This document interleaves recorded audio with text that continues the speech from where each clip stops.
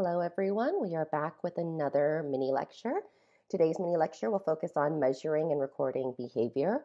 And this is a major topic in applied behavior analysis and will be important for you to understand for all aspects of your assignments for this course.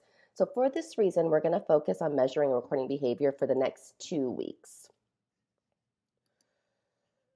Now, by participating in all of the activities and doing the readings, you should be able to obtain the following 3 objectives. First, that you will be able to name 7 different dimensions of behavior or 7 different aspects of behavior that you might be interested in measuring. Second, that you'll be able to identify and describe 3 main categories of data collection that are oftentimes used by educators in classrooms. And third, that you'd be able to appropriately select a method for collecting data on a target behavior. So why do we care about collecting data? Well, collecting data can be intensive, but it can also be relatively simple. But it does involve being able to monitor the effects of your instruction. And it requires some sort of systematic documentation or feedback that you can give your students. And understanding a variety of forms of data collection is not only useful for the classroom, but also useful in understanding published research when you're reading it. So again, as graduates from Florida State University, which is a research-intensive school, we do expect all of our students to be able to understand and read research and to be able to apply it to their practice, right? So in your case, be able to use research and evidence-based practices as the foundation of your instruction in your classroom, right? So importantly, students whose teachers monitor their progress regularly and frequently actually have better outcomes. They show higher rates of learning compared to students whose teachers do not collect data. So it makes you a more effective teacher. It allows you to accomplish what you want to accomplish as a teacher. So some reasons that we collect data is to better communicate the child's progress to others. So in special education, frequent communication with families and frequent communication with related service personnel, so those are your speech language pathologists, occupational therapists, and physical therapists who work with a student, we are oftentimes continuously communicating with each other about our students' progress.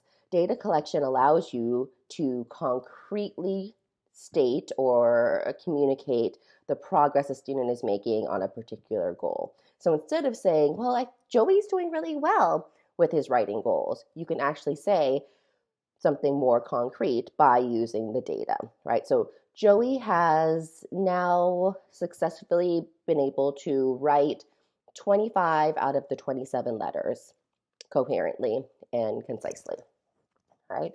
So it allows us to communicate our students' progress to each other. We can also and should also, when appropriate, use the feedback in your data and use that to provide feedback to the student, right? So students really love seeing their improvement. So I always encourage teachers to actually show students their learning graphs. So I think it can be very motivating and rewarding for students to see the results of their effort. Right? Teachers should not only be collecting data, but actually looking at the data and using the data to inform their instruction. Right? If you notice that a student has kind of plateaued in terms of their performance on a skill, that lets us know that we need to change around our instruction, right? Versus if a student is making steady progress, that lets us know that whatever we're doing is working, so we should continue doing it. What we don't want to happen is have a student plateau or even decrease their performance without us making any changes. And finally, another purpose of data collection is to determine whether or not we need to change our instruction and when. Right? You can look at your data and say, well, it looks like he's plateaued for another 2 days. Let's see if this trend continues. Right? If it continues, by next week, I'm going to change my instruction. Right? So it allows you to determine if change is necessary and when you should change your instruction. In order for measurement to be helpful and useful to us in our instruction, our measurement system needs to be objective. So we need to be able to replicate it from day to day, right? We want to make sure that however we're measuring is the same from day to day. You also want to make sure that the measurement system is valid, that it actually is measuring what you think it is measuring, right? And you want to make sure it's reliable, that you're doing it the same way each time, right? You don't want the changes in your data to reflect changes in your measurement system. You actually want changes in the data to reflect the student's change in behavior. So let's talk a little bit more about different measurement systems. When we're thinking about measurement systems, again, we want to make sure that it matches the behavior that we're interested in so that it accurately captures the dimension of the behavior we're interested in. And we'll talk more about dimensions in just a little bit.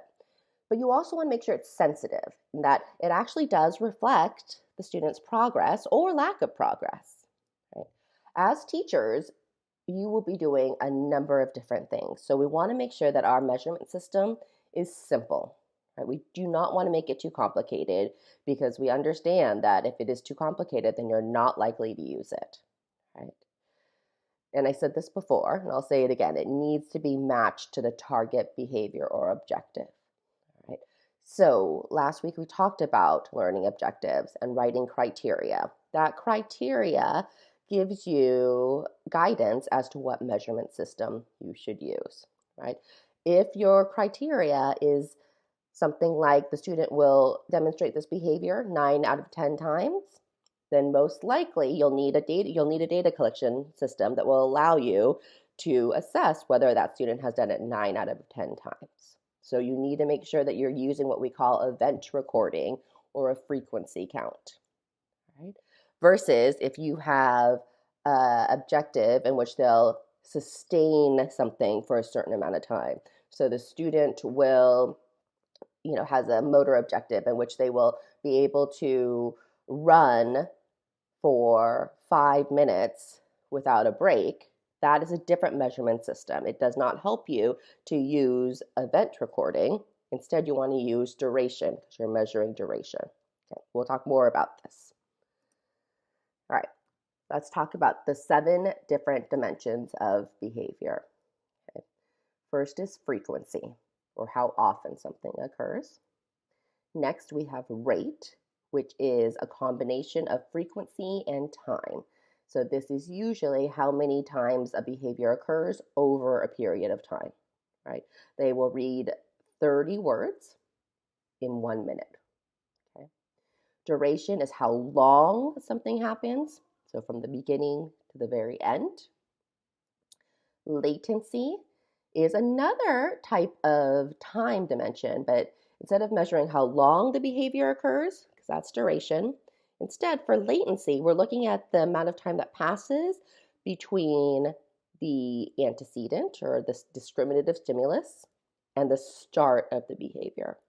Okay, so an example of latency would be a teacher giving a direction and then the student starting to comply with the direction, right? So we'd be measuring the latency between how long it takes for the student to comply with the direction once it's given. Okay, we don't care how long it takes them to finish the direction. What we care is the amount of time between being given the direction and starting. Okay, topography is what a behavior looks like. Force is the strength or intensity of the behavior. Locus is the location of the behavior. All right, so let's give some concrete examples here. So number 1, Larry reads 30 words per minute. Okay, so the behavior here is reading. The criterion is 30 words in 1 minute. So this is an example of rate, right? So we're not interested in just how many words he reads total. We are interested in how many words he reads across a unit of time. Okay, so 30 words per minute. Whenever you see something like per minute, per hour, Whenever you see any kind of time dimension combined with frequency, you should think rate. All right, let's look at example number 2. Sarah got out of her seat 15 times during a study period. This is a clear example of frequency. We're simply interested in how many times the student engages in the behavior. Right? Marvin hits his ears during a tantrum. Right? So the behavior is hitting, but we're primarily interested in where he's hitting. Right? So with this behavior, we would not count hitting his table, hitting his leg. We're only interested in hitting his ears. So in this example, the target behavior is focused on locus, right? Or the dimension of the behavior we're primarily interested in is locus. Right? After Miss Smith told Brandon to get out his science book, it took him 30 seconds. So this is an example of latency, right? The discriminative stimulus, or the SD, is Miss Smith giving him a direction to take out his science book. Once she gives him that direction, we start timing, and we're going to stop timing once Brandon starts getting out his science book. Right? So the amount of time between the SD and the start of the behavior. Oh, I jumped ahead there. Sorry, folks. All right, 5. Mike ran on a treadmill for 20 minutes. Right? So if I were to measure this behavior, I would start timing when Mike started running, and I would stop it when he got off the treadmill. Right? So I'm interested in the duration of how long he is running. Selah writes all her 6s backwards. So the dimension that we're primarily interested in here is how her handwriting looks, how the 6s look. So this is topography, right? And finally, Cindy makes a hole in her paper when erasing homework errors. Okay? So the behavior is erasing, but when she erases, she creates a hole, right, which is an indication of force. All right. Now, there are 3 main types of data collection that are oftentimes used by teachers in their classroom. The first being anecdotal recording. I want you to just be mindful and remember that, but stick it in the back of your mind because we're going to come back to that in a later week this semester. Anecdotal recording, permanent product, and observation are 3 types of data collection. Today we're going to focus on primarily observational recording, but let's briefly talk about permanent product. So permanent products are tangible items that result from a student engaging in a behavior, right, that we can use to evaluate their performance. So common permanent products that we see in classrooms are worksheets, right? So a worksheet we can use to assess a student's knowledge or mastery of the content, right? Written tests are another common example, right? We may decide we want to videotape something and analyze it later or collect data from it later, right? Or projects, right? So you have a science fair project that you can use to assess their performance or mastery of a skill, right? Poster projects, right? Book reports. These are all example of permanent products because they're tangible items that you can use to assess a behavior or a skill, right? The advantages of permanent products is they're convenient. They're something that are naturally part of most school days, right? You can go back and evaluate it later. So if you don't have time in the moment to evaluate, it's a permanent product. So you can do it after school or later in the week. And it's durable. It lasts over time, right? The disadvantages is that you actually have to go back and do it, right? It's easy to kind of forget to grade or to push off doing the analysis or grading until 2 weeks later, right? Which sometimes for some students is not effective, not helpful, or it's not helpful for you in terms of determining whether or not you need to change your instruction, right? Oftentimes, in order to change your instruction, you want to have immediate feedback so that you have time to change, right? And it can be quite time consuming. Grading projects and grading and analyzing videotapes oftentimes is more time consuming than if you were to be able to assess or grade something in the moment. Now, the remainder of this lecture will focus on our observational measurements. So this is when we're actually in the moment watching a behavior or watching a student engage in a behavior. In order for observational assessments to occur, we need to know what we're measuring, right? We need to have specific information about the behavior. And the reason why we choose observation is because it's something that we cannot obtain from a written product, right? So if we have a behavior, for instance, like attending, right? So being able to engage in an activity, that's hard to evaluate from a permanent product, right? That's something that you need to be able to see in the moment, okay? So that is one reason why we would choose observation. In order to use observation, it needs to be a behavior that is well defined and operationalized, okay? It needs to be something that you can count, that it has a beginning, a clear beginning and a clear end, or you've defined it well enough that you can still measure it, right? So that we'll talk about different ways you can measure if a behavior is not well defined. So an example of something that isn't oftentimes well defined might be like tantrums, right? Oftentimes tantrums, the child starts like whining and moaning, and you can kind of see it escalate until the full-blown tantrum, and then it seems like it's de-escalating, but it may perk up again, right? And then it may go down. So the beginning of a tantrum is hard to identify reliably, and the end may not be so clear, but we can still observe tantrums and we can still measure them. Okay, we just need to use a different type of measurement system for behaviors that don't have a clear beginning or a clear end, right? But whether it has a clear beginning and a clear end, the important thing is that we start off with a target behavior that is well defined in a way that it can be observed and it can be measured. Now we're going to talk about 5 main types of data collection systems that we used when we're directly observing behavior. The first is event recording. This is perhaps the most simplest. It is simply a frequency count of how many times a behavior occurs. Okay?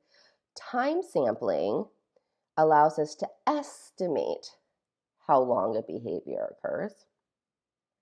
Rate is the number of time a behavior occurs, so just like an event recording, but within a certain time period. So the product of rating systems is number of times per minute, number of times per hour, right? Duration is how long the behavior lasts, and then latency, the time between the instruction and when the student begins the response or the behavior. All right, folks. Let's first talk about event recording. Again, this is perhaps the most simplest, right? Event recording is just simply how many times the behavior occurs in a given period, okay? So how many times a hit occurs, right? If we're looking at aggressive behaviors, how many correct responses the student gives, how many turns they might take in a game or an interaction, right?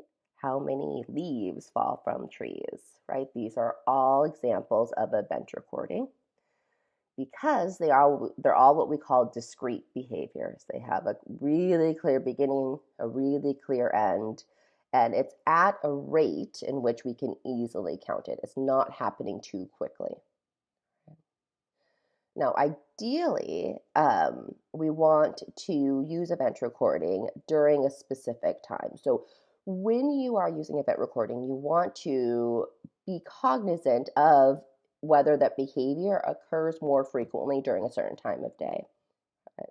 So, for instance, if we're looking at aggressive behavior and how many times the student hits the table, right? We may know that Joey tends to have more difficulty in science, so I'm going to watch during that specific time frame because I'm more likely to see the behavior. Right? The strengths of event recording is that it requires minimal material. Really, all you need is a paper or pencil, right? Or if you can even keep track on your phone, right? We have all these apps now that you can easily tally using whatever kind of technology or simple system you have. It's relatively easy to collect, right? And you can use it to track behaviors over time or during different periods of the day, right? To see if it happens more often in one part of the day versus another part of the day. All right. Weaknesses is that it's really not appropriate or difficult to use reliably if that behavior occurs at a really high rate. So let's say, for example, a student engages in a distracting behavior in which he's constantly tapping his pencil on a table, right? Rate might not, or sorry, back that up.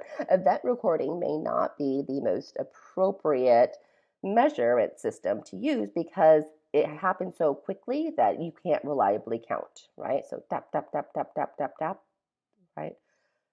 We might need to think of a different measurement system or a different dimension of the behavior we're interested in. Okay. It also is not appropriate if it's a behavior that occurs for an extended period. So the example I wrote here is getting out of your seat. Okay. So let's say we were interested in how many times Joey got out of his seat, right? So we're in science class, he gets out of his seat once, but you know what? He's out of his seat the entire science period. But if we're only using event recording on our data collection system, it only looks like he engaged in the behavior once, right? So it's not measuring the dimension of the behavior that is most impacting his learning, right? In this example, we might consider using duration recording instead of event recording. And finally, it can be misleading if, move my face up here, friends. It can be misleading if the number of opportunities varies across the week, right? So this is what I mean. So let's say that you are interested in how many times or how many times a student accurately greets his peers. So the behavior is when a peer says hello to Joey, Joey will greet his peer back. All right. What if on Tuesday only one person greets him, right? He only has one opportunity versus Thursday where he has 10 people greet him and he only responds 5 times, right? If you're just using event recording, 5 times looks better than one. But in actuality, he actually responded more consistently that on Tuesday because he responded 100% of the time versus 50% of the time later in the week. Right. So we really need to think carefully about what type of data collection we're using and whether or not that gives us the information we're actually interested in. Right, basic data sheet for event recording, super simple, right? We are looking at just number of occurrences, right? So on March 15th, from 10 to 10:15, the student engaged in some kind of behavior for 23 occurrences, right? The next day, during the same time period, he engaged in that behavior for 18 occurrences, right? You'll notice here that we keep the time frame the same. They're both 15-minute windows, right? Which allows us to then accurately compare these two times, or the two totals, right? Compared to if this was only 15 minutes and this was 30 minutes, you wouldn't be able to directly compare it. You would need to convert it into a percentage.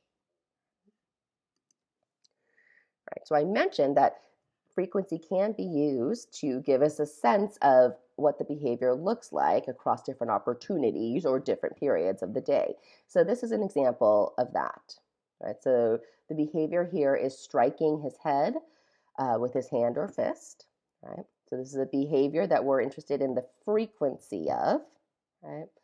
And we are attending to the locus. Right. We're talking about his head with his hand. Right.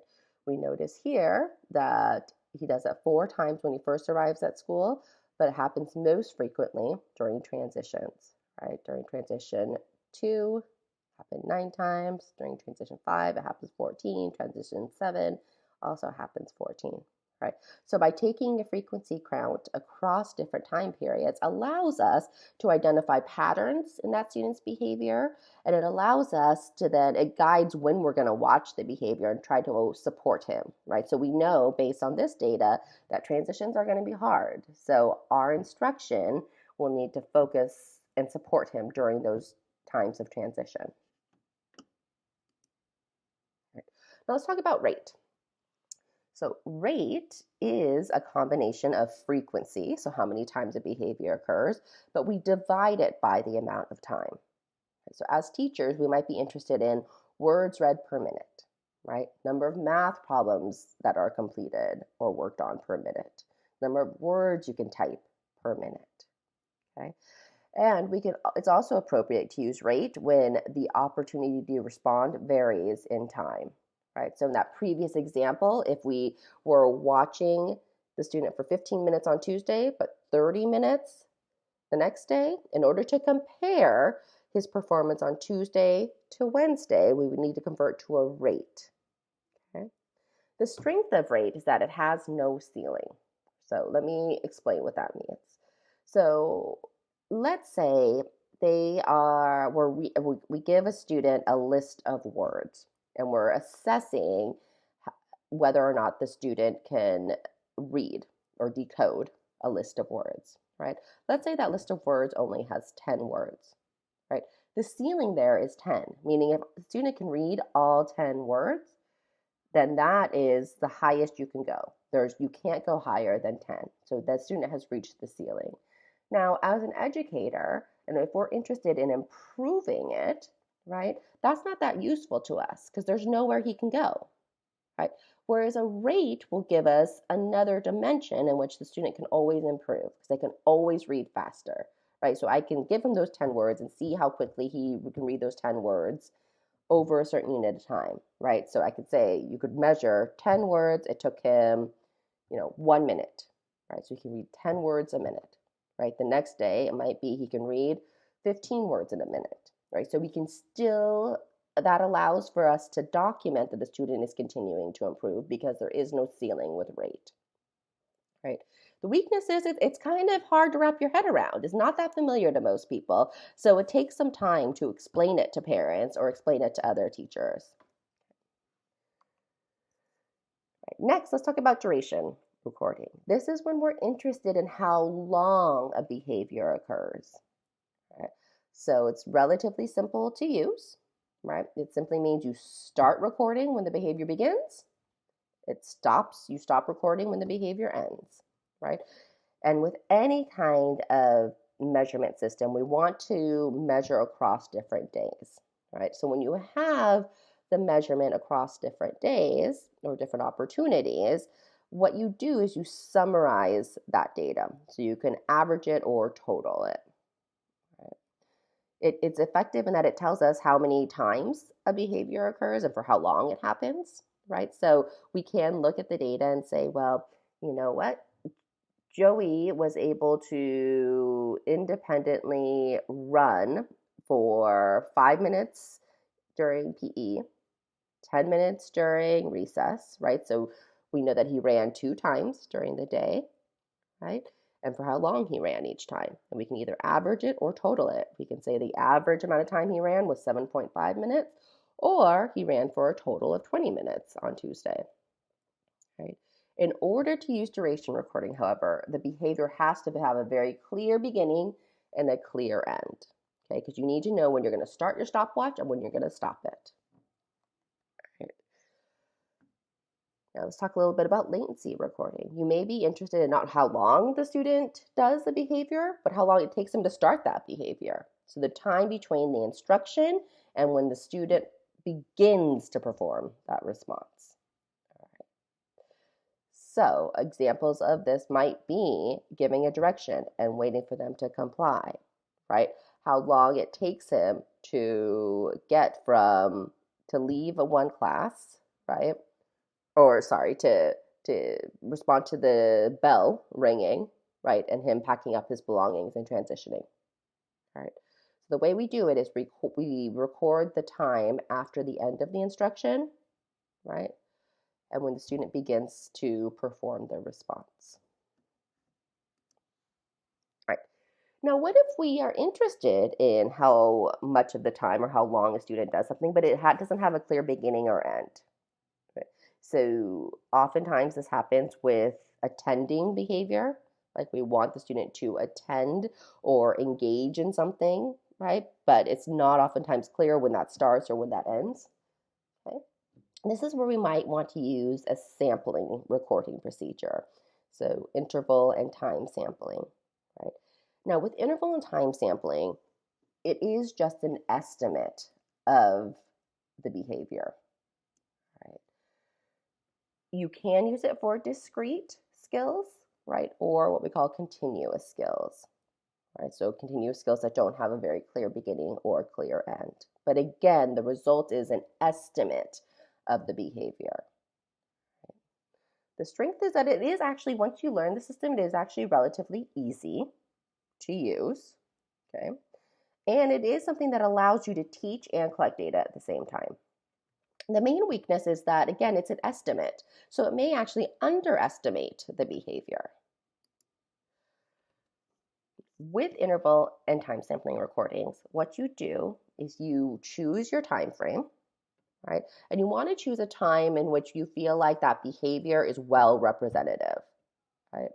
So let's say I know that the student tends to engage in this behavior during science class, right? So I'm going to choose science class, but I'm going to choose the middle 10 minutes of science class because that's usually when I see the behavior is in the middle of class, right? So I'm going to choose a time frame when I'm likely to see the behavior. You take that time frame and you divide it into intervals, okay? So let's say we take that 10-minute time frame and we divide it into 1-minute intervals, okay? And then I record whether or not he's engaging that behavior during each interval, okay? So I put a plus if he's engaging in that behavior or a minus. And then you get that for each interval. So at the end, you have 10 intervals that have either a plus or a minus in it.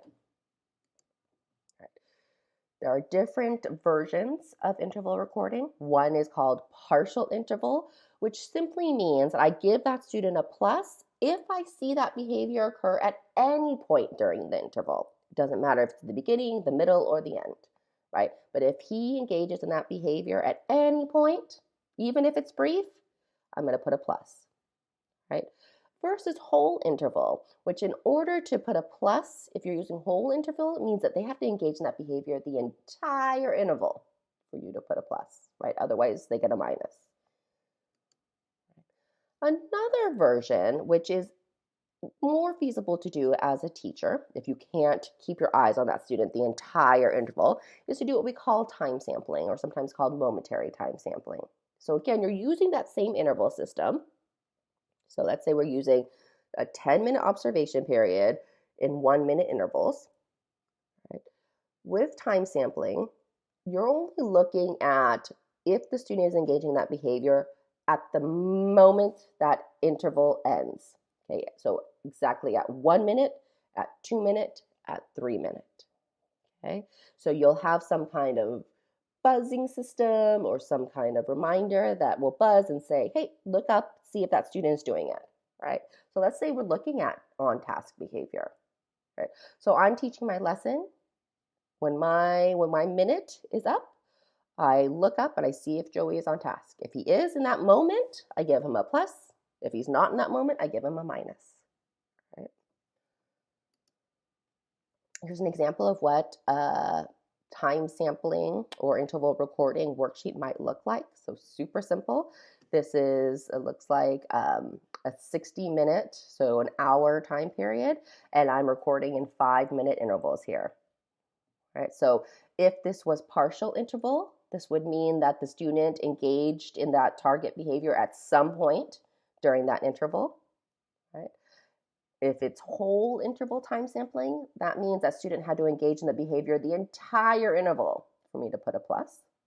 If I was using momentary time sampling, this means he engaged in that behavior right at 5 minutes in the moment I looked at him. Right?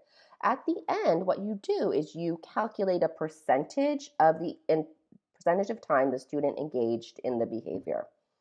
Okay? So I have 12 intervals here. 1, 2, 3, 4, 5, 6, right? 6 times 2 is 12. And I have a plus in 1, 2, 3, 4, 5, 6, 7, 8. So 8 out of 12 intervals, the student engaged in behavior. So 8 divided by 12 times 100 gives me 66%.